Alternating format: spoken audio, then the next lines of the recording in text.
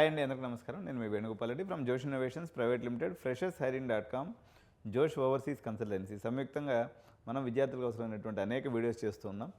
ఈరోజు లేటెస్ట్ న్యూస్లో భాగంగా ఏమున్నాయి సిచ్యువేషన్స్ అంటే, ఈరోజు ఈనాడు పేపర్లో తాటికాయ అంత అక్షరాలతో అంతర్జాతీయ ప్రమాణాలతో క్రీడా యూనివర్సిటీ, అన్ని క్రీడా విభాగాలు శిక్షణ సంస్థలు దాని పరిధిలోకి, ఒలింపిక్స్లో పథకాలే లక్ష్యం, సమీక్షలో సీఎం రేవంత్ రెడ్డి గారు మాత్రం సమీక్షల మీద సమీక్షలు చేస్తూ ఉన్నాడు.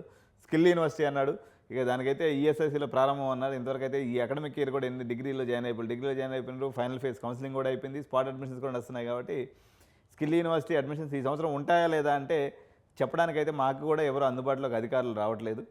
సో టెంపరీ క్యాంపస్ అన్నారు, గచ్చిబౌలిలో అన్నారు.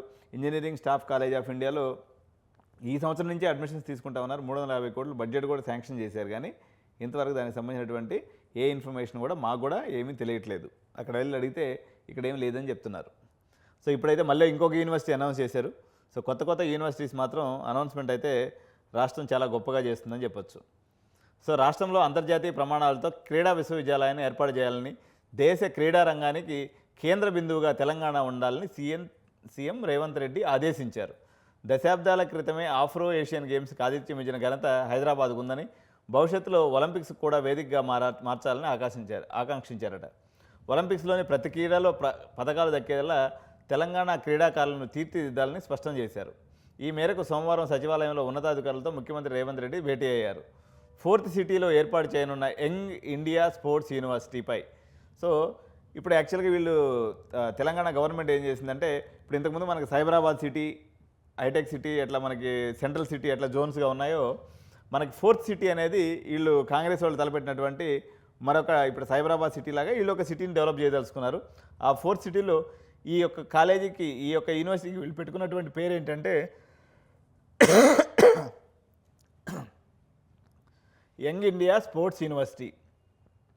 దీంట్లో అన్ని క్రీడలను మరియు ఆ శిక్షణలు ఇచ్చే సంస్థలన్నింటినీ ఒకే గొడుగు కిందకి తేవాలనేది ఈ స్పోర్ట్స్ యూనివర్సిటీ లక్ష్యం. మన దేశంతో పాటు తెలంగాణ భౌగోళిక పరిస్థితులు, మన శరీర నిర్మాణ తీరుకు అనువైన క్రీడలను గుర్తించాలి, వాటిపై ఉత్సాహం ఉన్నటువంటి వారిని గుర్తించాలి. రాష్ట్రంలో అన్ని విశ్వవిద్యాలయ క్రీడా విభాగాలు, ప్రభుత్వ క్రీడా కళాశాలలు, అకాడమీలు, శిక్షణ సంస్థలన్నింటినీ క్రీడా వర్సిటీ పరిధిలోకి తీసుకురావాలని చెప్పేసి ఇది జరిగినటువంటి విషయము. దీంట్లో అన్ని మనకి తెలంగాణలో ఉన్నటువంటి ఇంపార్టెంట్ స్పోర్ట్స్ అన్ని కూడా దీని కింద తీసుకురావాలని అనుకుంటున్నారు అనమాట. సో యూనివర్సిటీస్ అనౌన్స్మెంట్ అయితే భారీ స్థాయిలో నడుస్తుంది, కానీ ఆచరణ అయితే కాంగ్రెస్ ప్రభుత్వం ఏం పెద్ద ఫాస్ట్గా జరుగుతున్నట్టు అనిపిస్తలేదు. సో ఇదండి పరిస్థితి. సో నిజంగా ఇవన్నీ కూడా ఆచరణలోకి వచ్చి నిజంగా తెలంగాణకు మేలు జరిగితే మంచిది, కానీ అనౌన్స్మెంట్స్కే పరిమితం అవుతున్నటువంటి పరిస్థితి అయితే ప్రస్తుతానికి కనిపిస్తుందని చెప్పొచ్చు. So thank you so much, by by.